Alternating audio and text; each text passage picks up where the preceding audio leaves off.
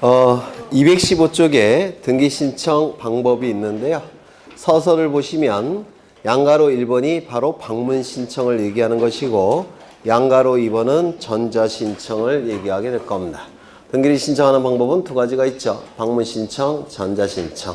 원칙은 방문 신청이 될 거예요. 거기 방문 신청의 방법 나와 있는데 요거 1번, 2번 다 기억하셔야 된다고 했죠. 앞에 나왔던 거예요. 반복이 되는 거죠. 그래서 이 방문 신청의 방법 1번, 2번은 꼭 기억해 두셔야 됩니다. 출제되고 있으니까. 이게 사실은 점수를 주려고 내는 문제인데 수험생 입장에서는 이게 참 어렵게 느껴져요. 그래서 평소에 좀 읽어 두셔야 될 겁니다. 넘기겠습니다. 쭉 넘어가셔서 217쪽을 보시면 전자신청 나와 있습니까? 네, 이거 프린트 다 피시죠? 프린트 이거 다 어디 219쪽을 보시면 219쪽에 여백 있죠? 여백에다가 프린트 붙여 넣으셔요. 네, 나중에 계속 볼 거니까 외울 때까지 볼 거기 때문에 오늘 하루만 보는 건 아니에요. 지금 나가는 프린트는 나중에 계속 반복이 될 겁니다. 암기할 때까지.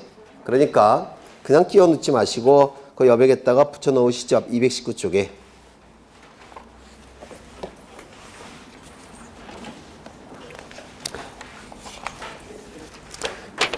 피셨습니까? 네, 피시면 전자신청, 인터넷을 통해서 등기를 신청하는 걸 전자신청이라고 부르는데요. 인터넷을 통해서 등기를 신청하는 걸 전자신청이라고 부르는데 이 인터넷 등기 신청은 인터넷 등기소가 따로 있어요. 인터넷 등기소가.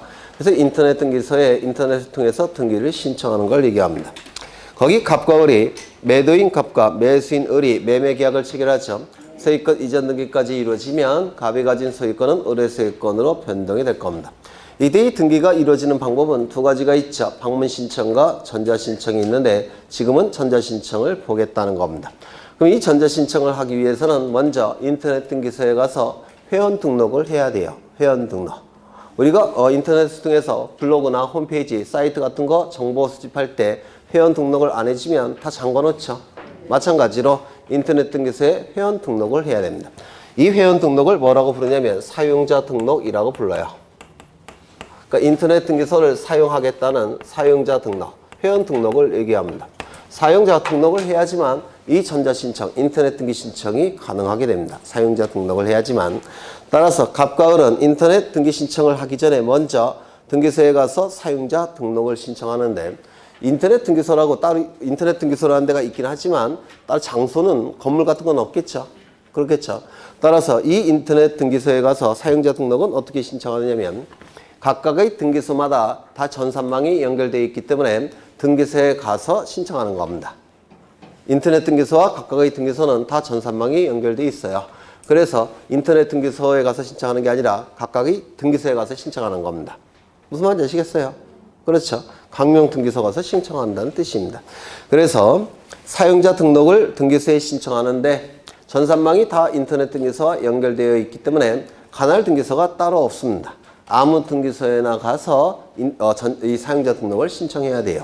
그래서 거기 보시면 관할 등기소 X 이렇게 돼 있습니까? 이거 꼭 기억하셔야 돼요. 사용자 등록 신청은 관할 등기소가 따로 없습니다. 아무 등기소나 가서 사용자 등록을 신청하면 된다는 뜻입니다. 이거 기억해 두셔야 돼요. 이때 등기를 신청하는 자는 사람이겠죠. 사람은 둘로 나눠지는데 자연인, 법인 둘로 나눠지게 될 겁니다. 자연인도 둘로 나눠지는데 내국인과 외국인으로 나눠질 겁니다. 내국인은 우리나라 사람을 얘기하겠죠. 내국인은 사용자 등록만 갖추면 인터넷을 통해서 등기 신청할 수가 있습니다.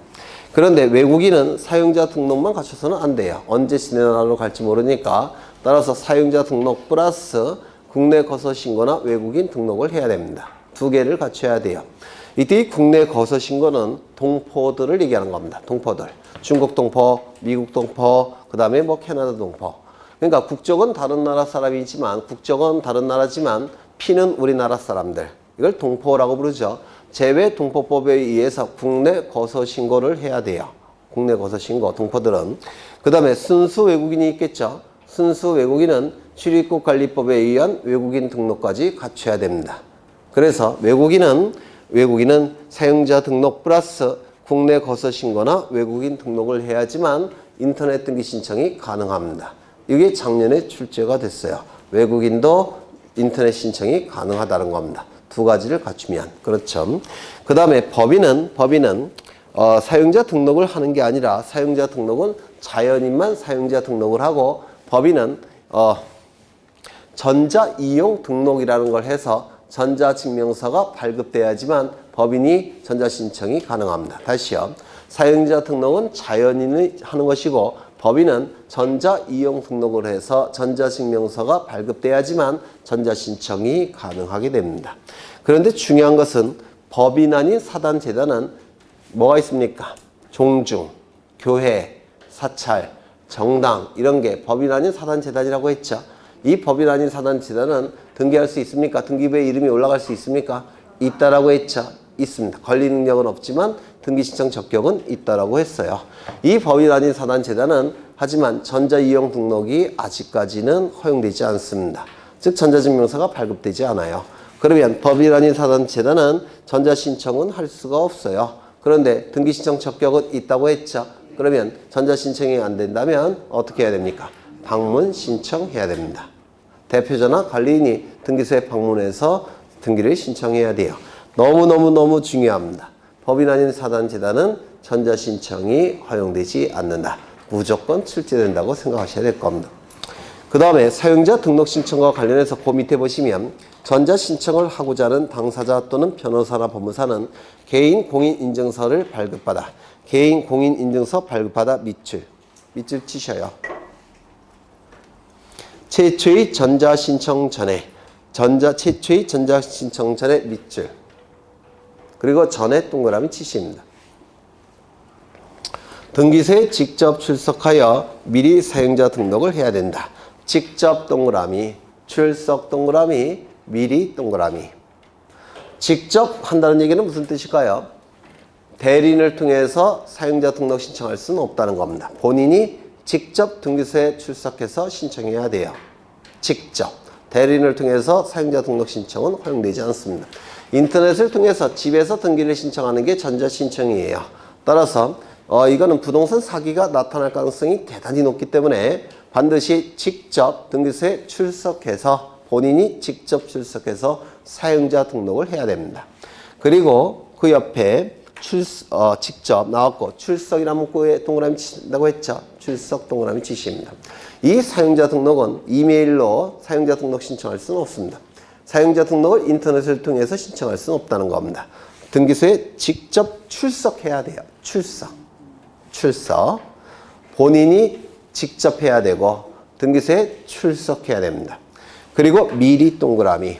이 사용자 등록 신청과 인터넷 등기 신청을 동시에 신청할 수는 없습니다. 먼저 회원이 돼야지만 인터넷 등기 신청이 가능하겠죠. 그래서 사용자 등록을 먼저 한 다음에 인터넷을 통한 등기 신청을 하는 겁니다. 그래서 사용자 등록은 인터넷 등기 신청 이전에 미리 해야 돼요. 미리. 사용자 등록 신청과 인터넷 등기 신청을 동시에 신청할 수는 없습니다. 사용자 등록을 미리 한 다음에 인터넷을 통한 등기 신청이 가능한 겁니다. 그래서 직접 출석 미리 꼭 기억하십니다. 직접 출석 미리. 사용자 등록 신청서가 반려되는 경우가 있는데 네 가지니까 시험 내기 좋죠. 첫 번째, 본인이 직접 출석하지 아니한 경우. 직접 출석 미리 한다고 했죠. 그래서 대리인을 통해서 신청할 수는 없다고 했죠. 본인이 해야 된다고 했습니다. 그리고 직접 해야 된다고 했죠. 본인이. 그리고 등기소에 방문해서 신청해야 된다고 했죠. 그러면 본인이 직접 출석하지 아니했다면 사용자 등록을 해주지 않습니다. 신청서 반려가 돼요. 두 번째, 사용자 등록 대상이 아닌 사람이 신청한 경우. 법인은 사용자 등록 대상이 아니죠. 전자이용 등록 대상이죠. 즉 전자증명서 발급 대상이지 사용자 등록 대상이 아닙니다. 법인이 사용자 등록을 신청하게 되면 반려가 될 겁니다. 두 번째, 법인 아닌 사단이나 재단은 전자신청할 수 있어요? 없어요? 없다고 그랬죠. 따라서 전자신청 자체가 허용되지 않으니까 사용자 등록 신청해봤자 반려가 될 겁니다. 물론 전자이용 등록도 반려가 될 겁니다. 비법인 사단재단은 전자신청 자체가 허용되지 않으니까. 맞습니까? 그렇죠. 그 다음에 이 사용자 등록 신청은 국가기관인 등기소에 신청하는 공법상의 법률행위예요. 공법상의 법률 행위는 획일적으로 처리돼야 되고 증거가 남겨져야 되기 때문에 일정한 방식을 갖춰서 신청해야 됩니다. 방식을 갖추지 않았다면 반려가 될 겁니다. 그리고 사용자 등록 신청에 필요한 첨부 서면이 제출되지 않은 경우, 아까 개인 공인 인증서를 발급받아서 첨부한다고 되어 있었죠. 개인 공인 인증서가 첨부되지 않으면 반려가 될 겁니다. 사용자 등록해주지 않습니다. 그래서 4가지 꼭 기억해 두셔야 되고요. 인터넷을 통해서 등기를 신청할 때는 부동산 사기가 나타날 가능성이 대단히 높기 때문에 이 인터넷을 통해서 등기를 신청할 때 본인이 신청함이 원칙일 거예요. 그런데 대리인을 통해서 신청할 때는 이때는 부동산 사기가 나타날 가능성이 높죠. 그래서 이때 전자신청은 대리인이 신청할 때는 대리인이 반드시 변호사 자격을 가진 자, 법무사 자격을 가진 자만이 인터넷 등기 신청을 대리할 수가 있습니다. 그래서 밑에 보시면 당구장 표시 두 개가 있죠. 정말 시험에 잘 나옵니다. 자격자 대리인이 아닌 사람은 다른 사람을 대리하여 인터넷을 통해서 등기 신청할 수가 없습니다. 이때 자격자 대리인은 변호사나 법무사를 얘기해요. 그래서 변호사나 법무사만 인터넷 등기 신청을 대리할 수가 있다는 겁니다. 꼭 기억해 두셔야 돼요. 되셨을까요? 네. 그 다음에 어디를 보시느냐면 219쪽을 보십니다. 219쪽. 219쪽을 보시면 사용자 등록의 유효기간의 연장이 있습니까? 요거 별표 치셔서 기억해 두셔야 돼요.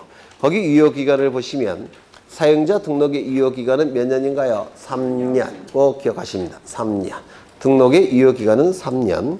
유효기간을 경과하여 사용자 등록을 다시 하는 경우에는 최초로 사용자 등록을 하는 절차와 같은 절차에 의하여야 한다. 이게 뭡니까? 직접, 출석, 미리. 맞습니까? 유효기간이 경과가 된 이후에는 전자신청할 수 없겠죠. 그러면 전자신청을 다시 하기 위해서는 다시 사용자 등록을 해야 될 겁니다. 이때 사용자 등록을 다시 신청할 때는 직접, 출석, 미리 사용자 등록을 신청할 겁니다. 유효기간의 연장 신청이 나와 있는데 사용자 등록의 유효기간 만료일 3개월 전부터 만료일까지 밑줄 치십니다. 유효기간 만료일 3개월 전부터 만료일까지 연장을 신청할 수가 있어요. 연장. 그러면 이 연장은 횟수의 제한이 있을까요? 없을까요? 네? 사용자 등록의 유효기간의 연장 신청은 횟수의 제한이 있을까요? 없을까요? 죽을 때까지 전자신청할 수 있도록 해야 되겠죠? 횟수의 제한이 없습니다. 저도 말하기가 쑥스러운데 기출지문이에요. 네, 횟수의 제한은 없습니다. 죽을 때까지 할 수 있기 때문에 그래요. 그렇죠. 그 다음에 연장기간은 3년으로 하면 3년 전자문서로 신청할 수 있다 이렇게 되어 있습니까? 이건 뭐냐면 사용자 등록의 유효기간이 종료가 되면 사용자 등록을 다시 신청해야 되죠. 그때는 직접 출석 미리 하는 겁니다. 그런데 유효기간 종료되기 전에 하는 게 연장 신청이죠. 연장 신청은 직접 출석 미리 할 필요가 없다는 겁니다. 이거 이해가 되십니까? 그렇죠. 유효기간이 종료가 된 다음에 사용자 등록을 다시 할 때는 직접 출석 미리 하는 거지만 유효기간이 종료되기 전에 연장을 신청할 때는 직접 출석 미리 할 필요가 없다는 뜻이에요. 네, 그 정도 보시면 될 겁니다. 그 다음에 넘겨보시면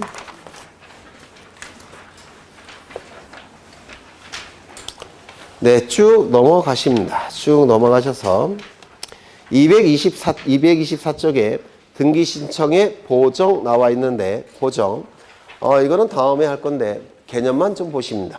등기 신청 정보에 빠진 내용이 있다든지 잘못 기록된 내용이 있을 수도 있겠죠.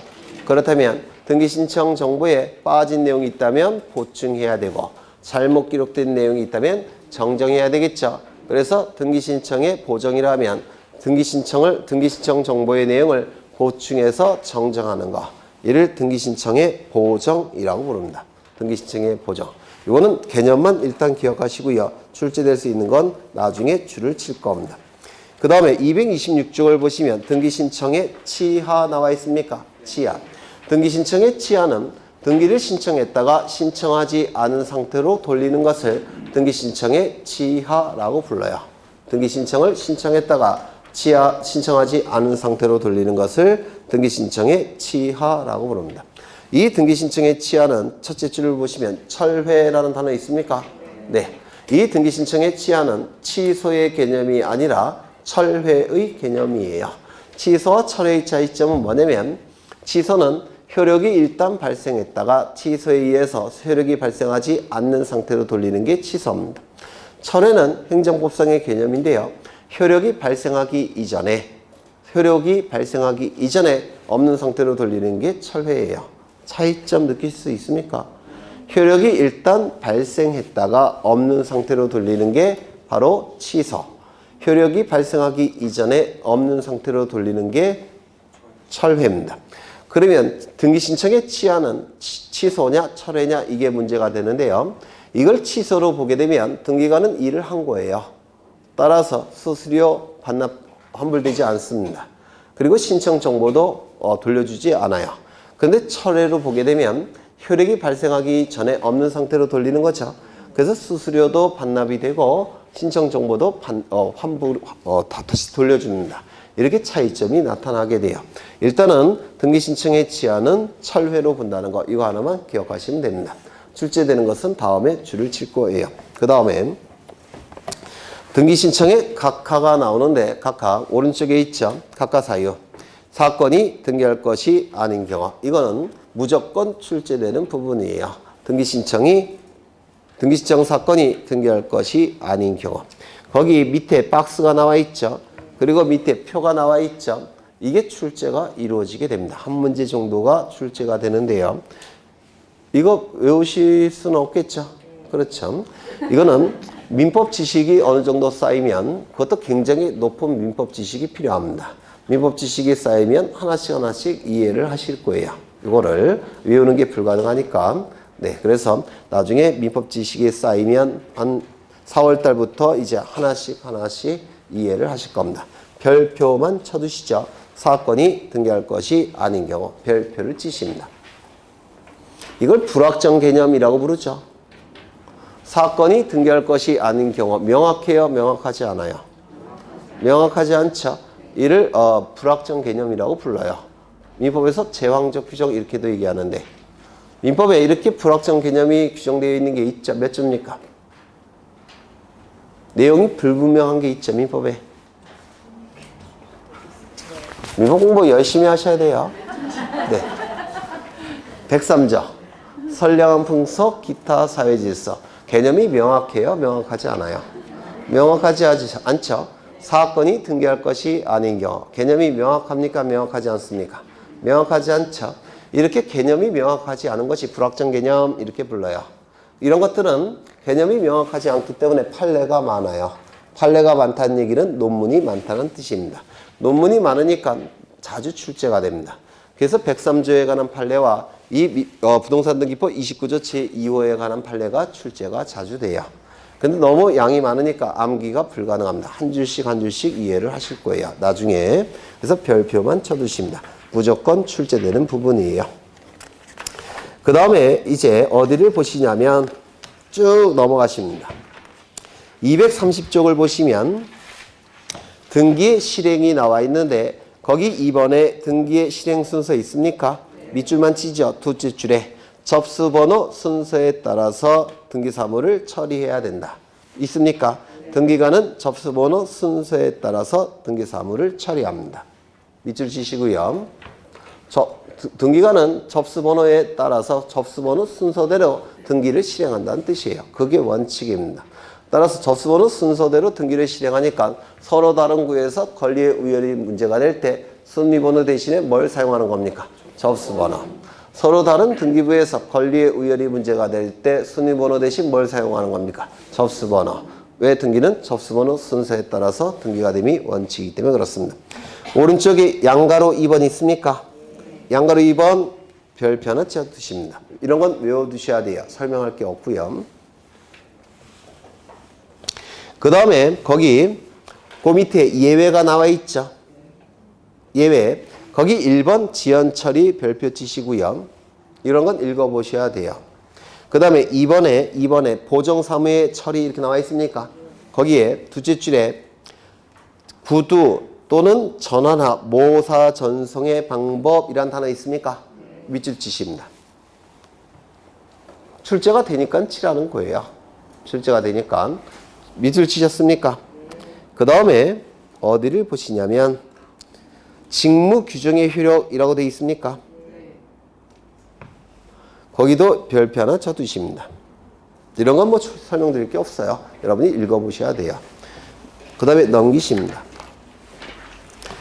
한 페이지 넘겨보시면 232쪽에 등기필 정보의 작성 및 통지 있습니까? 그렇죠. 그리고 오른쪽에 3번에 등기완료 통지 있습니까? 이거 출제가 되는데요. 지금 설명드려봤자 너무 어려우니까 민법 지식이 아직 없으셔서 지금 기억하셔야 될 건 이겁니다. 등기필 정보가 작성 통지되는 경우는 언제라고요? 권리에 관한 등기일 것. 두 번째, 등기 신청인이 존재할 것. 세 번째, 새로운 등기 명의인이 등기부에 기록될 것. 네 번째, 신청인과 등기 명의는 같은 사람일 것. 맞습니까? 그걸 외워두시면 이게 거의 다 해결이 돼요. 민법 지식이 좀 더 쌓이게 되면. 그거 가지고 다 해결할 겁니다. 요거 지금은 너무 어려우셔요. 그래서 그거를 좀 기억해 두십니다.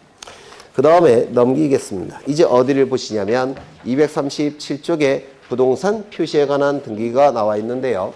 이 부동산 표시에 관한 등기 책에는 구색을 갖추기 위해서 엄청나게 많은 내용을 제가 책에 되어 있습니다. 엄청 많은 내용들이. 엄청 많죠. 어디까지냐면 262쪽까지입니다. 근데 출제가 되는 건 정해져 있어요. 이 부분이 출제가 되는 건 정해져 있기 때문에 출제가 되는 것만 오늘 확인할 겁니다. 출제가 되는 것만. 그래도 되겠죠? 네. 이걸 다 어떻게 봅니까? 출제도 안 되는데. 237쪽부터 262쪽까지 출제가 되는 것만 확인을 할 겁니다.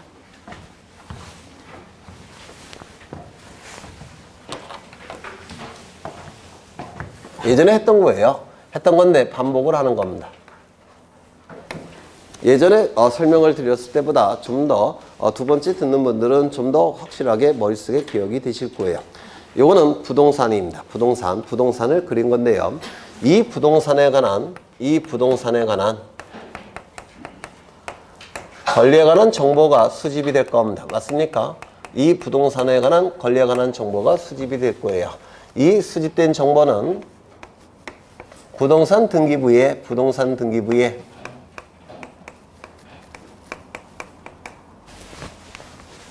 당연히 부동산 등기부겠죠. 등기부에 부동산 표시사항과 부동산 표시에 관한 정보와 권리에 관한 정보가 기록이 될 겁니다. 맞습니까? 기록이 돼서 공시가 될 겁니다.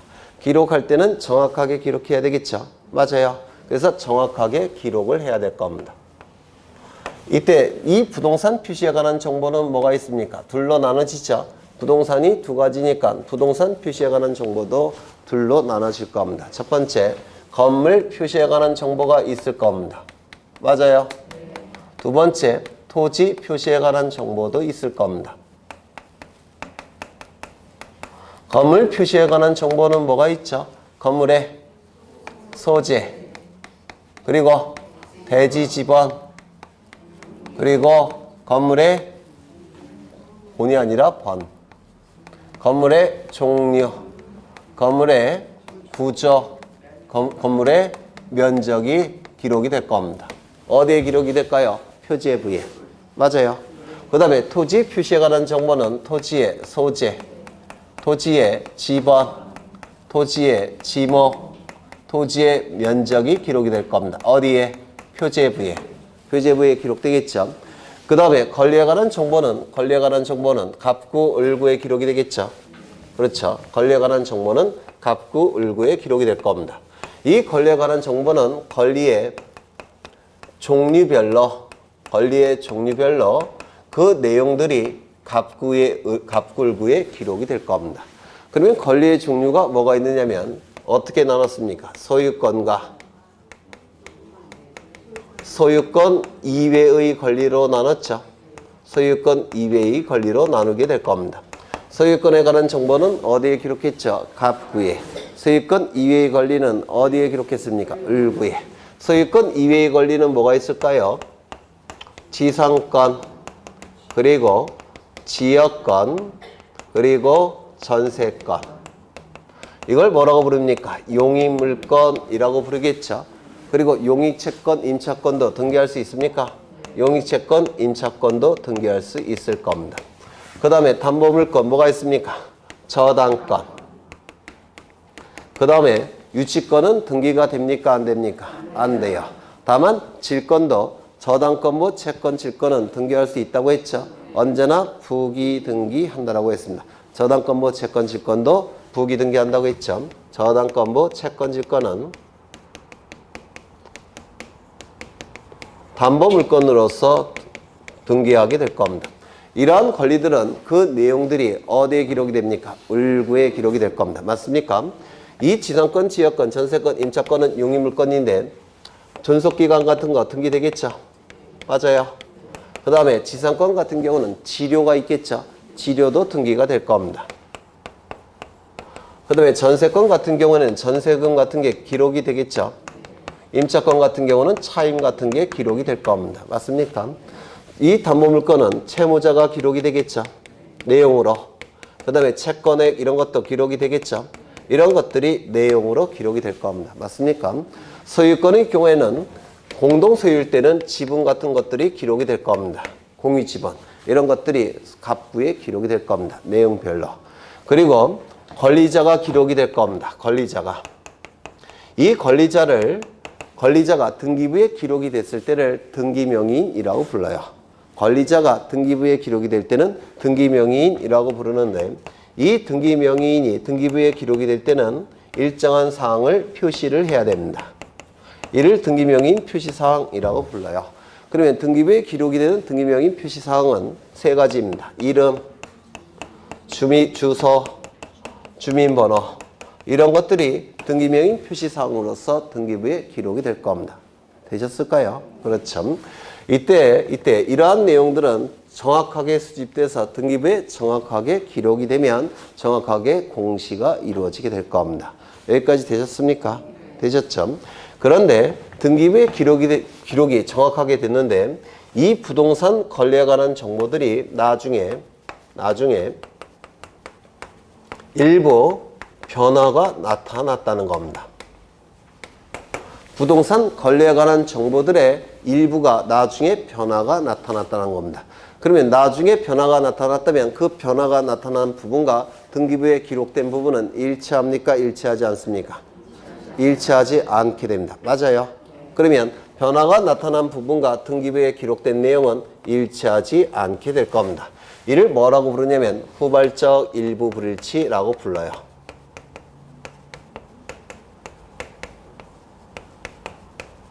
나중에 이걸 후발적이라는 용어를 쓰고요. 일부 변화가 나타났으니까 변화가 나타난 부분과 등기부에 기록된 부분은 일치하지 않게 될 겁니다. 후발적 일부 불일치라고 불러요. 무슨 얘기냐면 소재지 달라질 수 있겠죠. 대지 지번 달라질 수 있습니다. 면적도 달라질 수가 있어요. 지목도 달라질 수 있죠. 그럼 그 달라진 부분은 어떻게 되는 겁니까? 등기부에 기록된 내용과 일치하지 않게 되죠. 이를 후발적 일부 불일치라고 부른다는 겁니다. 그러면 제대로 공시가 됩니까? 공시되지 않습니까? 공시되지 않은 것이죠. 그러면 달라진 부분에 대해서 등기부에 기록된 내용은 어떻게 해야 됩니까? 고쳐서 일치를 시켜야 될 겁니다.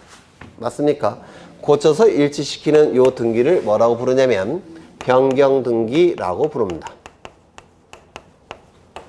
등기사항의 일부 변화가 나타났기 때문에 등기부를 고치는 등기, 변경등기라고 불러요. 다시요. 등기사항의 일부 변화가 나타나서 등기부를 고치는 등기, 변경등기라고 불러요. 요 변자는 변화할 때 그 변자고요. 경자는 고칠 경자예요. 등기사항의 일부 변화가 나중에 나타났기 때문에 등기부를 고치는 등기, 변경등기라고 부릅니다. 여기까지 되셨을까요? 그렇죠. 두 번째. 처음부터, 이거는 처음에 제대로 기록이 됐는데 나중에 일부 변화가 나타난 거죠. 두 번째는 처음부터 일부 잘못 기록했다는 겁니다. 그럴 수도 있겠죠. 면적을 처음부터 잘못 기록할 수도 있을 테고 대지 지분을 처음부터 잘못 기록할 수도 있고 공유 지분을 처음부터 잘못 기록할 수도 있죠. 전세금을 처음부터 잘못 기록할 수 있죠. 맞아요. 이걸 뭐라고 부르냐면 처음부터 일부 잘못 기록을 하는 경우가 있다는 겁니다. 그러면 그 잘못 기록이 된 부분은 그 부동산 권리에 관한 정보와 일치가 됩니까? 일치하지 않습니까? 일치하지 않게 되죠? 일치하지 않게 될 겁니다. 이를 뭐라고 부르냐면 처음부터 요 문구는 원시적이라는 용어를 써요. 원시적 일부 불일치가 발생을 했다는 겁니다. 그러면 이때 처음부터 일부 잘못 기록된 부분은 공시기능을 제대로 발휘할 수 있겠습니까? 없겠죠. 그러면 잘못 기록된 부분은 고쳐서 바로 잡아야 되겠죠. 그렇죠. 그래서 이 불일치가 발생했을 때 그 잘못 기록된 부분을 고쳐서 바로 잡을 텐데 일치시켜야 될 텐데 이를 고쳐서 바로 잡는 등기, 경정등기, 경정등기라고 부르겠다는 겁니다. 되셨을까요? 그래서 이 변경등기에는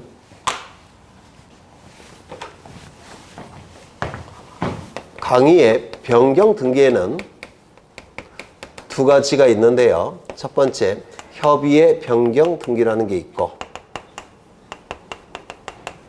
그리고 경정등기라는 게 있습니다.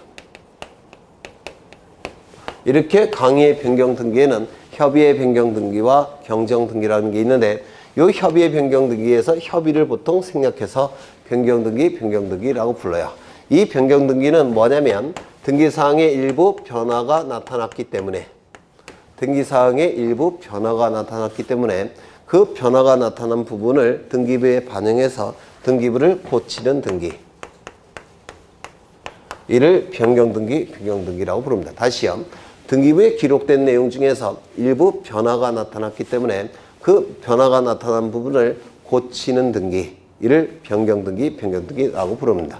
그러면 나중에 일부 변화가 나타났으니까 이건 후발적 일부 불일치. 이를 고치는 등기가 뭐라고요? 변경등기라고 부르겠다는 겁니다. 이 경정등기는 처음부터 일부 잘못 기록을 했다는 겁니다. 잘못 기록됐으니까 그 잘못 기록된 부분을 고쳐야 되겠죠.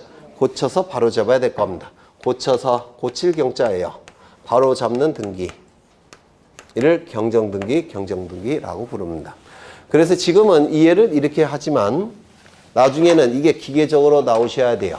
후발적 일부 불일치 할 때 하는 등기가 뭐라고요? 변경등기. 원시적 일부 불일치가 발생했을 때 하는 등기가 뭐라고요? 경정등기. 이렇게 기계적으로 나오셔야 돼요. 그런데 이 변경등기건 경정등기건 일부만 고치는 등기죠. 맞아요. 일부만 고치는 등기입니다. 등기사항이 이만큼 있을 때 요 부분만 고치는 거죠. 맞아요. 그래서 변경등기나 경정등기는 일부만 고치는 거예요. 그러면 여기를 고치게 되면 이제 전체가 제대로 됐겠죠. 그렇다면 나머지는 바뀌었습니까? 안 바뀌었습니까? 나머지는 바뀐 게 없죠. 이걸 뭐라고 부르냐면 동일성이 유지돼야 된다 이렇게 얘기합니다. 동일성 유지. 그래서 일부만 고치는 등기가 변경이나 경정등기니까 고치기 전과 고친 후는 동일성이 유지될 것. 이게 중요해요. 등기관은 변경등기나 경정등기를 하면서 고치기 전과 고친 후가 동일성이 유지됐는지 여부를 심사해야 됩니다. 그래서 동일성을 상실해버리면 이때는 변경등기나 경정등기가 불가능해요. 그때는 말소 등기한 다음에 새로 등기를 해야 됩니다. 이거 이해가 되실까요? 그러면 소유권에서 지상권 등기로 바뀌는 것은 이거는 일부 불일치입니까? 전부 불일치입니까? 이건 종류 자체가 바뀌어버리죠. 이건 동일성을 상실한 겁니다. 동일성을 상실했기 때문에 이건 변경이나 경정등기 할 수 있을까요? 없을까요? 없습니다. 이때는 이 소유권 등기를 지상권 등기로 변경이나 경정등기를 할 수는 없고 이때는 소유권 등기를 전부 말소한 다음에 지상권 등기를 새로 신청해야 돼요. 동일성이 완전히 상실되기 때문에 그렇습니다. 이거 이해가 되실까요? 그렇죠. 그래서 이거 소유권에서 지상권 등기를 바꿀 때는 동일성이 상실되었기 때문에 말소 등기를 한 다음에 새로 등기를 신청해야 됩니다. 이거 좀 이해하실 필요가 있어요. 이해가 되실까요? 그렇죠. 네. 그러면 이제 하나씩 보실 텐데, 여기 표제부에 나중에 일부 변화가 나타났다는 겁니다. 부동산 표시사항 중에서 나중에 일부 바뀌었다는 겁니다. 바뀌는 거는 소재지가 바뀔 수도 있고, 대지 지번이 바뀔 수도 있고, 종류나 구조 면적이 바뀔 수도 있겠죠. 또는 이 지번이 바뀔 수도 있고, 지목이 바뀔 수도 있고, 면적이 바뀔 수도 있죠. 그러면 이 부분에 대해서 나중에 일부 변화가 나타나서 이를 고치는 등기가 뭐겠습니까? 변경 등기인데, 부동산 표시사항을 변경하는 등기죠. 이를 부동산 표시 변경 등기라고 불러요. 이 부분에 일부 변화가 나타나서 그 일부를 고치는 등기가 뭐라고요? 부동산 표시 변경 등기라고 부르겠다는 겁니다. 이럴 수도 있죠. 이 부분 중에서 일부 처음부터 잘못 기록했다는 겁니다. 처음부터 일부 잘못 기록해서 그 부분을 고쳐서 바로 잡는 경우도 있겠죠. 그 등기를 뭐라고 부를까요? 부동산 표시 경정 등기라고 부를 겁니다. 되셨을까요? 부동산 표시 경정 등기. 그래서 이 변경 등기와 경정 등기의 차이점은 원시적이냐 후발적이냐 그 차이만 존재합니다. 원시적 일부 불일치면 무조건 경정, 후발적 일부 불일치면 변경, 그 차이만 존재해요. 그 다음에 여기서 이 종류가 바뀔 때는 변경 등기나 경정 등기를 할 수 없다고 그랬죠. 그때는 전부 불일치로 봐서 기존의 등기를 말소하고 새로 등기를 해야 될 겁니다. 그런데 이 내용이 바뀔 때가 있겠죠. 지분이 바뀔 때. 그 다음에 이러한 등기에 있어서 이러한 내용이 바뀔 때, 내용이 일부 바뀔 때, 그때 하는 등기가 뭘까요? 권리의 내용이 일부 바뀌었다고 해서 이때를 권리 변경 등기라고 부릅니다. 종류가 바뀔 때는 변경이나 경정 등기 할 수 없다고 그랬죠.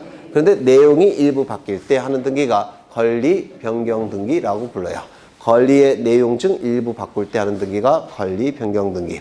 권리 내용 중 일부 잘못 기록했을 때 잘못 기록된 부분을 고쳐서 바꾸는 등기가 뭐겠습니까? 권리 경정 등기라고 부를 겁니다. 어려우셔요? 안 어렵죠? 이 등기명인 표시사항 중에서 이름 바뀔 때, 주소 바뀔 때, 주민번호가 나중에 바뀔 때 있겠죠? 그때 하는 등기가 뭐겠습니까? 등기명인 표시 변경 등기. 그렇죠? 이름, 주민번호, 주소가 바뀔 때 하는 등기가 등기명인 표시 변경 등기라고 불러요.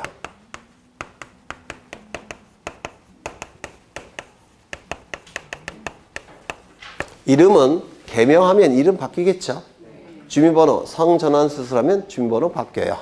이사를 가면 주소 바뀌겠죠? 이렇게 일부 바뀔 때 하는 등기가 뭐라고요? 등기명인 표시 변경 등기. 처음부터 이름을 잘못 기록하는 경우 있겠죠? 처음부터 주민번호 잘못 기록하는 경우 있겠죠? 처음부터 주소 잘못 기록하는 경우가 있겠죠? 그럼 고쳐서 바로 잡아야 될 겁니다. 이게 뭘까요? 등기명인 표시 경정 등기. 그렇죠? 등기명인 표시 경정 등기라고 부를 겁니다. 그래서 이 변경 등기나 경정 등기는 세 가지 종류가 있어요. 부동산 표시 변경, 경정 등기, 권리 내용 변경, 경정 등기, 권리 변경, 경정 등기, 등기명인 표시 변경, 경정 등기. 이렇게 네 가지 종류의 변경 등기와 경정 등기가 존재합니다. 변경 등기와 경정 등기의 차이점은 원시적이냐 후발적이냐 그 차이만 존재하고요. 공통점은 일부를 고치는 등기라서 반드시 뭐가 필요하다고요? 동일성 유지 여부를 꼭 심사를 해야 됩니다. 되셨을까요? 그렇죠. 그러면 여기에서 출제가 되는 내용을 몇 가지 확인을 해보면, 첫 번째, 이 부동산 표시 변경 등기는 표제부 갑굴구 중에서 언제 할까요? 어디다 할까요? 표제부에서 이루어지는 등기예요. 표제부에서 이루어지게 될 겁니다. 두 번째, 이 부동산 표시 변경 등기가 이루어짐으로 인해서 권리를 상실하거나 불이익이 발생하는 등기의무자가 있을까요? 없을까요? 없습니다. 등기의무자가 없다면 이거는 단독일까요? 공동일까요? 단독 신청에 의한 등기입니다. 표제부 등기는 언제나 단독 신청이에요. 왜? 표제부에는 권리에 관한 내용이 기록되지 않으니까. 맞습니까? 그래서 이 부동산 표시 변경 경정 등기는 언제나 단독 신청에 의하게 됩니다. 세 번째, 이 대장이 있고 등기부가 있을 때 부동산 표시사항은 일치함이 원칙이겠죠. 일치하지 아니할 때 무엇을 기준으로 무엇을 바꿔줍니까? 대장을 기준으로 등기부를 고친다고 했죠. 맞아요. 그러면 이러한 부동산 표시 변경 등기는 대장을 기준으로 고치기 때문에 이 부동산 표시 변경 경정 등기 신청할 때 가장 중요한 첨부 정보는 뭘까요? 대장 증명 정보입니다. 맞아요. 그래서 이 대장 증명 정보 아까 첨부하는 등기 4가지가 있다고 했죠. 표제부 등기와 표제부 등기 2개, 소유권 등기 2개. 기억나십니까? 부동산 표시 변경 경정 등기, 부동산 멸실 등기, 소유권 보존 등기, 소유권 이전 등기. 대장 정보를 첨부하는 등기는 4개예요. 그렇죠. 여기서 가장 중요한 첨부 정보는 뭐라고요? 대장. 네 번째, 이 표제부에서 이루어지는 등기는 부기 등기할까요? 주등기할까요? 언제나 주등기라고 했는데 기억나십니까? 그렇죠. 표제부는 등기획유에 의해서 언제나 주등기한다라고 했습니다. 표제부 등기는 언제나 주등기. 그 다음에 이 권리변경 등기 출제되는 걸 보시면 첫 번째, 표제부에서 이루어집니까? 갑굴구에서 이루어집니까? 갑굴구에서. 그렇죠. 권리에 관한 등기는 갑굴구에서 이루어지지 표제부에는 권리에 관한 내용이 기록되지 않는다고 했습니다. 따라서 갑구나 을구에서 이루어지게 될 겁니다. 소유권은 갑구, 소유권 이외의 권리는 을구. 그렇죠. 두 번째, 권리 변경 등기 예를 든다면 여기 이러한 부동산이 있고 소유자가 갑입니다. 갑이 을에게 전세권을 설정해 줍니다. 전세권이 설정되기 위해서는 전세권 설정 계약이 체결돼야 되고 그리고 전세금이 지급돼야 됩니다. 그리고 전세권 설정 등기가 실행이 돼야 돼요. 이 3가지 요건이 충족이 돼야지만 전세권이 설정이 됩니다. 이거는 다른 물건과 다르죠. 다른 물건의 경우에는 물권행위 플러스 등기 2가지를 갖추면 물건이 발생합니다. 맞습니까? 근데 이 전세권은 특이하게 물권 갖춰서는 안 돼요. 뭐도 갖춰야 됩니까? 전세금 수수. 그래서 이 전세금 수수는 전세권의 성립 요소다라고 민법에서 공부하실 거예요. 반드시 전세금이 지급돼야 돼요. 그러면 요 을은 2가지 권리를 취득할 겁니다. 첫 번째, 10억의 채권. 뭔 소리야? 전세금 10억. 10억의 전세금. 10억의 전세금 반환 전세금 반환 청구권. 맞아요. 그 다음에 전세권. 이렇게 2가지 권리를 갖게 돼요. 전세기간이 종료가 되면 전세금 돌려받죠. 그래서 장래에 전세금 반환 채권이 발생을 합니다. 그렇죠. 그런데 전세기간이 종료가 됐습니다. 종료가 됐는데 갑이 을에게 전세금을 올려달라고 요구합니다. 얼마를? 2억 원을. 그럴 수 있겠습니까? 10억에서 이제 얼마로 바뀌는 겁니까? 12억으로 바뀌게 될 겁니다. 그러면 전세권은 전세금이 굉장히 중요한데 전세금이 전세권의 가장 중요한 내용이 되는데 전세금이 바뀌었죠. 그럼 전세권의 내용이 바뀌었으니까 무슨 등기 하겠습니까? 전세권 변경 등기를 할 겁니다. 맞아요. 일부만 바뀌었으니까 전세권 변경 등기 하겠죠. 그러면 전세권 변경 등기할 때 갑이 무조건 올려달라고 한다고 해서 올려주는 겁니까? 아니죠. 의뢰 승낙이 필요하겠죠. 맞아요. 의뢰 승낙이 필요할 겁니다. 그러면 이 전세금 변경에 대해서 의뢰 승낙이 필요하니까 전세금 변경도 계약이 필요한 겁니다. 갑이 청약하고 의뢰 승낙하고. 맞아요. 그래서 전세금 변경 계약이 필요해요. 전세금 변경 계약을 체결한 다음에 전세권 변경 등기를 하게 될 겁니다. 그럼 이 전세권 변경 등기가 이루어짐으로 인해서 이익이 발생하는 자는 누굴까요?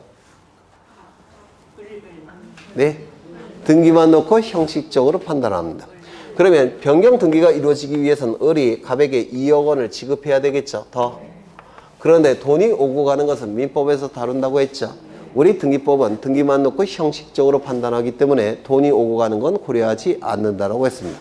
그러면 등기부에 10억으로 기록됐다가 12억으로 늘어나게 되면 이익이 발생하는 자는 누구냐면 등기부만 놓고 볼 때 을에게 이익이 발생해요. 왜냐하면 전세 기간이 종료가 됐을 때 처음에는 갑으로부터 10억 원만 돌려받죠. 그런데 이제 얼마를 돌려받을 수 있습니까? 12억을. 그래서 전세권 변경 등기는 2억을 확보하기 때문에 을이 이익이 발생합니다. 따라서 을이 등기 권리자예요. 갑은 등기 의무자가 돼버립니다. 아직은 어려우실 거예요. 등기부만 놓고 형식적으로 판단하기 때문에 그렇습니다.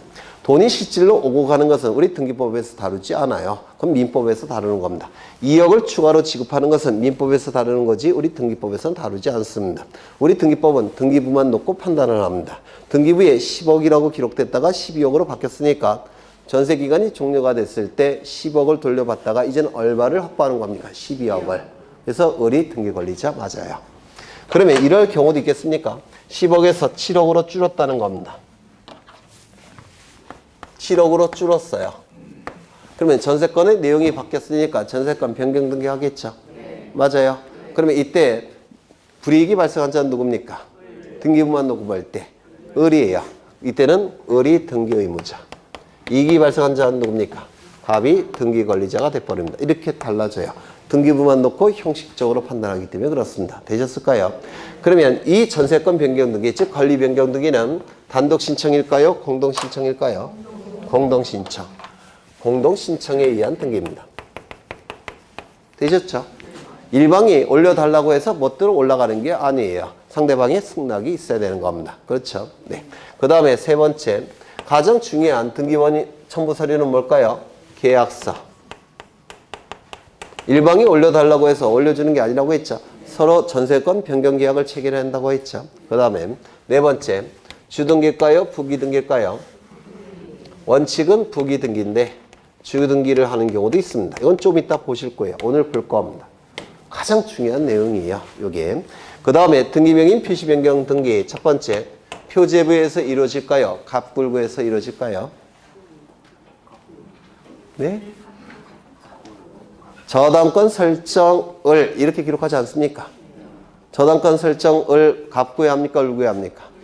을. 등기명의는 갑구 표제부입니까? 갑굴구입니까? 갑굴구예요. 그렇죠? 권리자는 갑굴구에 기록되죠. 소유권자는 갑구에, 소유권 이외의 권리자는 을구에. 따라서 이 등기명의 표시변경 등기는 갑굴구에서 이루어지게 될 겁니다. 소유권자로 기록되는 소유권의 등기명의는 갑구에, 소유권 이외의 권리의 등기명의는 을구에. 두 번째, 이 등기명의 표시변경 등기가 이루어짐으로 해서, 즉 이름, 주민번호, 주소가 바뀌는 등기가 이루어짐으로 해서 권리를 상실하여 불이익이 발생하는 등기미자가 존재하겠습니까? 네? 이름 바뀐다고 해서, 이사한다고 해서 권리 상실합니까? 아니죠. 등기미자가 있습니까? 없습니까? 없죠. 따라서 단독 신청입니다. 단독 신청에 의한 등기예요. 세 번째, 이 등기명인 표시사항, 등기명인 표시변경 등기를 할 때 가장 중요한 첨부 정보는 뭘까요? 공문서 중에서 이름, 주민번호, 주소가 다 나와 있는 공문서가 있는데, 네? 그렇죠. 주민등록표, 등초번. 거기 이름, 주민번호, 주소가 다 나와 있죠. 그래서 등기명인 표시변경 등기에서 가장 중요한 첨부 정보는 주민등록표, 등초번이에요. 네 번째, 주등기일까요? 부기등기일까요? 이름 바뀐다고 해서, 주민번호 바뀐다고 해서, 주소가 바뀐다고 해서 권리자가 바뀌는 겁니까? 같은 사람이죠. 따라서 동일성을 표현해야 되니까 언제나 무슨 등기일까요? 부기등기. 동일성 표현 언제나 부기등기입니다. 언제나. 이런 것들이 출제가 이루어져요. 이거 다 했던 것들이에요. 네. 여기서 하필 등기라는 게 필요합니다. 요 하필 등기를 또 추가를 할 거예요. 이 하필 등기를 공부하기 위해서는 민법 지식이 좀 많이 필요해요. 그래서 아직은 여러분들이 너무 힘들 겁니다. 하필 등기. 그 다음에 여기서 중요한 것은 요거예요. 이거 오늘 보실 거예요. 오늘 10분 정도 더 할 겁니다. 10분이 아니라 15분 정도 더 할 거예요. 이걸 보기 위해서. 좀 어려워요, 이것도. 그 다음에 여기 경정등기의 내용을 하나 더 보셔야 됩니다. 경정등기. 이것도 오늘 보실 거예요. 오늘 진도를 좀 맞추기 위해서. 그래서 하필 등기는 너무 어렵기 때문에 이건 나중에 보실 거고, 그 다음에 이거 보실 거고, 경정등기 보실 겁니다. 그러면 먼저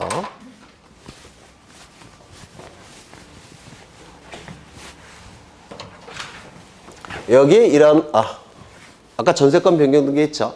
전세권 변경 등기. 여기 이러한 부동산이 있습니다. 소유자가 갑이에요. 갑이 을로부터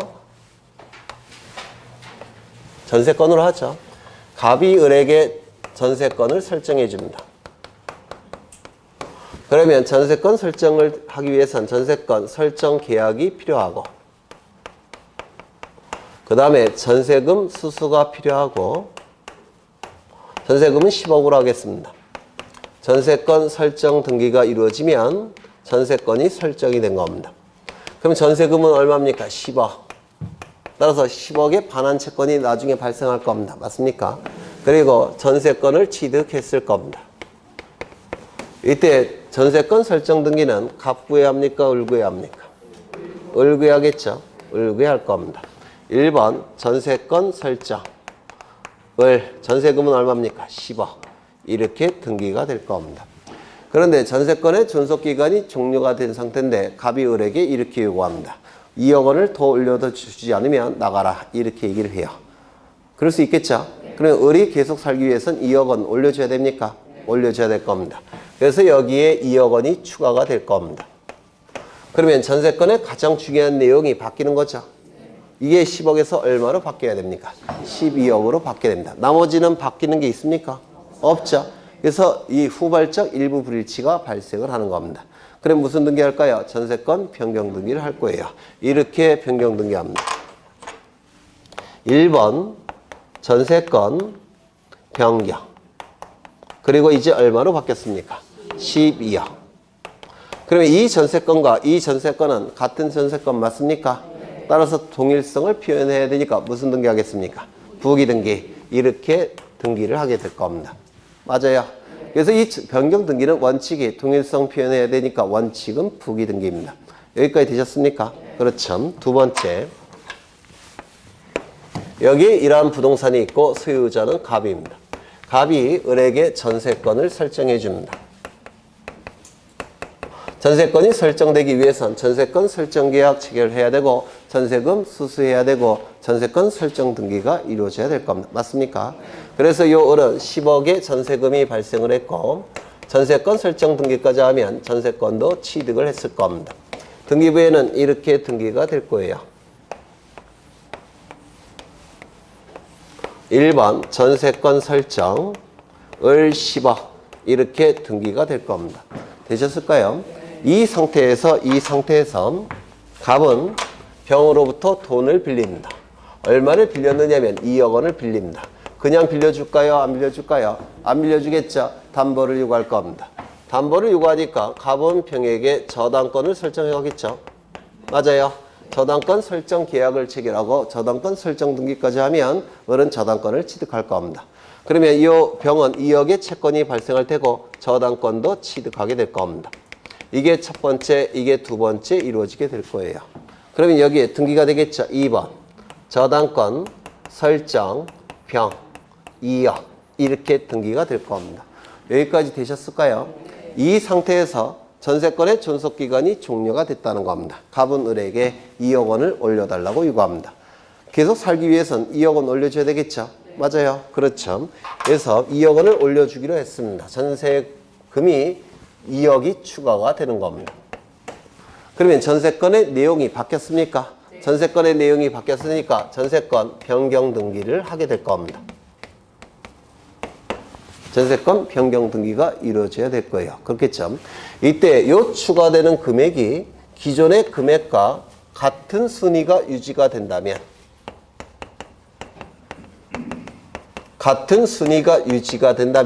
병은 손해가 발생할까요? 발생하지 않을까요?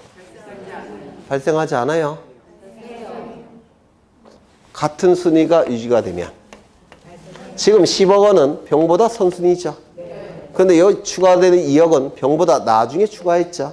그런데 같은 순위가 유지가 돼버리면 전부 다 병보다 먼저 배당을 받겠죠. 그러면 병에게 손해 발생합니까? 발생하지 않습니까? 발생해요. 이렇게 손해가 발생하는 자를 뭐라고 부르냐면 등기상 이해관계인이라고 부릅니다. 등기가 이루어짐으로 인해서 이익에 손해가 발생하는 관계인이라는 뜻이에요. 등기상 이해관계인이라고 부릅니다. 그러면 손해가 발생하는 병에 승낙이 필요할까요? 필요 없을까요? 같은 순위의 유지에 대해서 필요하겠죠. 그래서 병에 승낙이 있다면 같은 순위 유지해도 상관이 없겠습니까? 같은 순위 유지해도 전혀 문제가 없을 겁니다. 그런데 병에 승낙이 없다면 같은 순위 유지시켜야 되겠습니까? 안 되겠죠. 같은 순위를 유지시켜서는 안 될 겁니다. 여기까지 이해가 되실까요? 네. 그렇죠. 그러면 첫 번째, 병에 승낙이 있다면 같은 순위 유지해도 상관이 없을 겁니다. 그러면 이제 여기 등기가 이루어지게 될 거예요. 1번 전세권을 변경하겠다라고 공시하고 추가되는 금액이 먼저 10억과 같은 순위가 유지가 되죠. 순위 유지할 때 무슨 등기 했습니까? 부기등기. 여기에 붙여서 기록합니다. 그러면 기존의 금액과 추가되는 금액은 전부 다 병보다 선순위입니까? 네. 둘 다 선순위니까 따로 기록할 이유가 있습니까? 없죠. 그래서 여기다 12억 기록합니다. 12억 기록하고 이걸 내버려 두면 총 22억이 돼버려요. 여기는 말소하는 겁니다. 그러면 이때는 무슨 등기 했습니까? 부기등기. 순위 유지에 대한 승낙이 있기 때문에 순위가 유지가 되죠. 순위 유지할 때 무슨 등기 한다고요? 부기등기. 되셨을까요? 좀 어려워요. 그런데 이런 경우도 있을 겁니다. 1번 전세권 설정 을 10억 이렇게 돼 있고 2번 저당권 설정 병 2억 이렇게 되어 있는데 이번에는 병의 승낙이 없더라는 겁니다. 순위 유지에 대한 승낙이 없으니까 추가되는 금액이 같은 순위가 유지됩니까? 유지되지 않습니까? 유지되지 않겠죠? 그렇죠. 이때는 이렇게 합니다. 1번 전세권 변경 이렇게 하고 같은 순위 유지에 대한 승낙이 없으니까 주등기 할까요? 부기등기 할까요? 주등기 3번. 그러면 기존의 금액은 병보다 선순위, 추가되는 금액은 병보다 후순위. 합산해야 됩니까? 합산해서는 안 되겠죠? 10억은 선순위고 2억은 후순위니까 여기는 2억만 이렇게 기록이 될 겁니다. 그러면 경매 절차에 넘어가면 을은 먼저 10억원 배당받고 그 다음에 병이 배당받고 추가된 금액은 나중에 배당을 받을 겁니다. 되셨을까요? 네. 그러면 세 가지를 보셨어요. 첫 번째, 등기상 이해관계인이 없을 때 권리변경 등기는 무슨 등기 한다고요? 부기등기. 등기상 이해관계인이 있을 때 그 등기상 이해관계인의 순위 유지에 대한 승낙이 있다면 무슨 등기? 부기등기. 순위 유지에 대한 승낙이 없다면 주등기. 이렇게 달라지게 됩니다. 이거 한번 들었다고 해서 이해되리라고 제가 기대를 안 해요. 한 대여섯 번 들으셔야 될 거예요. 대여섯 번 할 겁니다. 나중에는 틀릴 염려는 별로 없어요. 일단은 승낙은 뭐에 대한 승낙이라고요? 순위 유지에 대한 승낙. 그러니까 승낙이 있으면 부기등기, 승낙이 없으면 주등기. 요것만 좀 이해하셔도 좋을 것 같아요. 뭐도 출제하느냐면 승낙이 있을 때는 요거는 기존의 등기는 말소하는 겁니다. 이것도 출제해요. 승낙이 없을 때는 말소하지 않을 겁니다. 이것도 출제를 해요. 그 다음에 이제 뭘 보실 거냐면 요 경정등기를 보고 오늘 끝낼 겁니다. 경정등기에서 출제되는 거.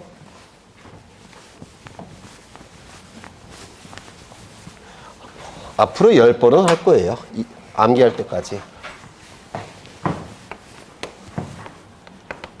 원시적 일부 불일치가 발생했을 때 이 불일치된 부분을 일치시켜주는 등기가 뭐라고 했습니까? 경정등기라고 했죠. 경정등기라고 했습니다. 고쳐서 바로 잡는 등기 경정등기라고 불러요. 이때 이 일부 불일치가 신청인의 잘못에 의해서 발생했다면 신청인이 잘못한 거니까 고치는 것도 누가 신청해야 될까요? 신청인이 신청해야 됩니다. 고쳐달라고. 그렇죠. 이 경정등기는 신청에 의해서 경정등기가 이루어지게 됩니다. 그런 무슨 얘기냐면 등기 신청인이 처음에 보존등기를 신청할 때 면적을 10,000제곱미터로 신청서에 기록해야 되는데 공을 하나 빼먹었다는 겁니다. 그래서 1,000제곱미터로 신청서에 기록이 됐어요. 누가 잘못한 겁니까? 신청인이 잘못했죠. 그러면 그 경정등기는 누가 신청해야 됩니까? 신청인이 경정등기 신청하는 겁니다. 되셨을까요? 그런데 신청인이 잘못은 없는데 등기관이 잘못하는 경우도 있습니다. 신청인이 10,000제곱미터로 정확하게 신청 정보에 기록을 했는데 등기관이 옮겨 적을 때 공을 하나 빼먹고 옮겨 적었다는 겁니다. 누가 잘못한 겁니까? 등기관이 잘못한 것이죠. 등기관의 잘못에 의해서 일부 불일치가 발생하는 경우도 있다는 겁니다. 이때는 가장 이해관계가 많은 자는 신청인이니까 신청에 의해서도 경정등기가 이루어질 수도 있고 등기관의 직권에 의해서도 경정등기가 이루어지게 됩니다. 잘못 기록됨으로 인해서 가장 불이익이 발생한 자는 누굴까요? 신청인이에요. 그래서 신청에 의해서 경정등기가 이루어질 수도 있고 누가 잘못한 겁니까? 등기관이 잘못했죠. 등기관이 책임지고 고쳐야 될 겁니다. 그래서 직권도 가능해요. 등기관의 잘못에 의해서 불일치가 발생했을 때는 신청도 가능하고 직권도 가능합니다. 요거 이해가 되실까요? 이때 요 직권에 의한 경정등기가 자주 출제가 되는데요.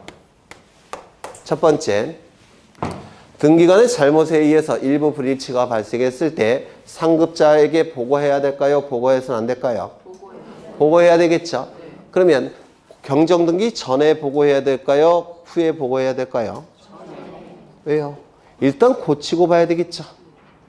잘못된 내용이 공시돼서는 안 되니까 일단 고치고 봐야 되지 않습니까? 따라서 보고를 하는데 사후 보고를 합니다. 이때 상급자는 누구냐면 지방법원장이에요. 그래서 첫 번째, 지방법원장에게 고친 다음에 보고를 합니다. 사후 보고를 해야 합니다. 잘못된 내용이 공시돼서는 안 되니까 일단 고친 다음에 보고를 하라는 겁니다. 되셨을까요? 두 번째, 등기상 이해관계인이 있다면 등기가 이루어짐으로 인해서 손해가 발생한 자가 등기상 이해관계인이라고 했죠. 손해가 발생한 자가 있다면 그제에 승낙서가 있어야 됩니다. 승낙서가 없을 때는 직권 경정등기를 할 수가 없어요. 왜? 그자에게 손해가 너무 발생하기 때문에 그렇습니다. 그래서 등기상 이해관계인이 있을 때는 승낙서를 첨부해야 됩니다. 이게 등기법이 개정이 된 건데요. 예전에 등기법은 등기상 이해관계인이 있을 때는 아예 직권 경정등기를 허용하지 않았습니다. 근데 지금은 승낙서가 첨부되면 허용이 됩니다. 세 번째, 신청인에게 내가 잘못해서 기록을 했으니까 고치겠다라고 통지할 필요가 있을까요? 없을까요? 있겠죠. 신청인이 없을 때는 등기 명의인에게라도 통지를 해줘야 됩니다. 이때 이 통지는 사전 통지일까요? 사후 통지일까요? 일단 고친 다음에 통지해줘야 돼요. 잘못된 내용이 공시돼서는 안 되니까. 맞습니까? 그래서 사후에 통지합니다. 고친 다음에 통지해야 된다는 겁니다. 이때 신청인이나 등기 명의인이 2명 이상일 때는 전원에게 통지할까요? 한 사람에게 통지하는 것으로 충분할까요? 네, 이게 자주 나와요. 1인에게 통지하는 것으로 충분합니다. 이게 시험에 자주 나옵니다. 마지막으로 네 번째, 아까 고치는 등기, 변경이나 경정등기는 일부를 고치는 것이라서 동일성 유지 여부를 심사해야 된다고 했죠. 네. 맞아요. 근데 이건 지금 누가 잘못한 겁니까? 등기관이 지가 잘못한 것이고 지가 동일성 심사하기는 좀 그렇죠. 네. 따라서 동일성 유지 여부 심사할까요? 안 할까요? 안 합니다. 네 번째, 동일성 유지 여부를 심사하지 않습니다. 유일하게.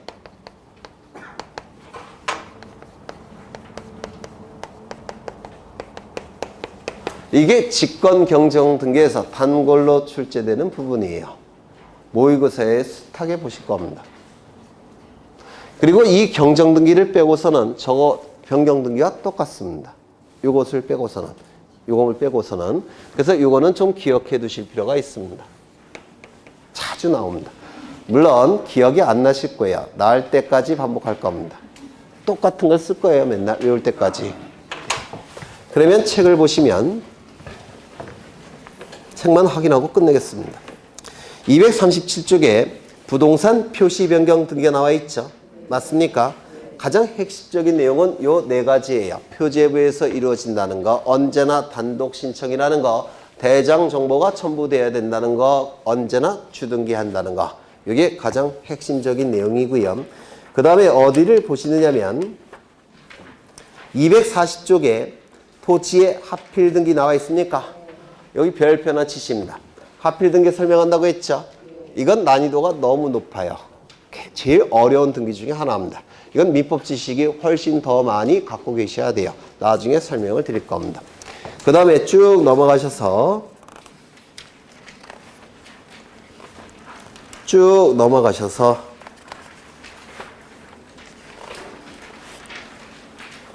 253쪽에 경정등기 나와 있죠. 이는 변경등기와 일치한다고 했죠. 그런데 직권에 의한 경정등기 핵심되는 거 5가지 기억하셔야 돼요. 직권에 의한 경정등기. 신청도 가능하고 직권도 가능하다는 거. 그리고 요 4개의 특징 꼭 외워두셔야 됩니다. 그 다음에 넘어가겠습니다. 이게 어디 있냐면 256쪽에 있어요. 이게 256쪽에 있습니다. 256쪽에 등기간의 가오로 등기의 착오 유류가 발생한 경우에 나와 있죠. 이거 별표 치십니다. 그 다음에 넘겨보시면 258쪽에 권리 변경 등기 있습니까? 네. 있죠. 핵심적인 내용은 첫 번째 갑굴구에서 이루어진다는 거, 두 번째 공동 신청에 의한 등기라는 거, 세 번째 계약서를 첨부해야 된다는 거, 네 번째 부기등기가 원칙이지만 주등기할 때도 있다는 거. 맞아요. 등기상 이해관계인이 없다면 부기등기. 등기상 이해관계인이 있을 때는 등기상 이해관계인의 수은이 유지에 대한 승낙이 있다면 무슨 등기? 부기등기. 수은이 유지에 대한 승낙이 없다면 주등기. 그게 핵심이에요. 그거를 좀 보셔야 되고요. 그 다음에 260쪽을 보시면 거기 등기의 형식이 있죠. 권리 변경 등기의 형식. 이걸 얘기하는 겁니다. 별표 치십니다. 치셨죠? 그 다음에 261쪽을 보시면 등기명의인 표시 변경 등기 있습니까? 핵심은 첫 번째 갑구을구에서 이루어진다는 거, 두 번째 언제나 단독 신청이라는 거, 세 번째 주민등록표 등초본을 첨부한다는 거, 네 번째 뭡니까? 언제나 부기 등기한다는 거. 그렇죠. 책의 내용은 많지만 이거 다 읽으실 필요 없어요. 이 정도 핵심만 보시면 돼요. 그러면 이제 어디까지 본 거냐면 262쪽을 보실 건데요. 아까 직권에 의한 경정등기 별표 쳤죠. 그리고 요거 별표 쳤죠. 그 다음에 하필 등기는 아직 설명을 안 드렸지만 나중에 설명을 드릴 거예요. 하필 등기 별표 치셨죠. 네, 이제 다 보신 겁니다. 그래서 다음 시간에는 말소 등기부터 보실 건데요. 다음 시간에 말소 등기 보실 거고 이제 각종 권리에 관한 등기를 보실 텐데 각종 권리에 관한 등기는 소유권 보존 등기만 봅니다. 왜냐하면 소유권 보존 등기는 민법 지식이 필요 없지만 나머지 권리에 관한 등기는 다 민법 지식이 필요해요. 그래서 여러분 민법 지식이 아직 등기를 할 정도의 지식이 없습니다. 그래서 그거는 나중에 보실 거예요. 민법에서 좀 더 공부를 하신 다음에. 네. 그래서 다음 시간에 종강을 할 겁니다. 그래도 될까요? 안 될까요? 네, 그래도 될 거예요. 네. 그 다음에 이제 3월부터는 심화 과정이 될 텐데요. 사실은 11월, 12월, 1월, 2월은 거의 80%가 겹쳤어요. 그렇죠? 일치하는 부분이 굉장히 많죠. 그런데 이제 3월부터는 이제 어려운 내용이 본격적으로 들어가게 될 겁니다. 이런 내용을 할 거예요. 이런 것들도. 그래서 좀 더 어려울 텐데, 네, 좀, 1, 2월 강의를 좀 듣고 오셔야 될 겁니다. 좀 어려워질 테니까 그 정도 보시고, 오늘 불토인데, 네, 삼겹살이랑 소주 한잔 하시면 될 것 같아요. 고생하셨고, 다음 주에 뵙겠습니다. 수고하셨습니다.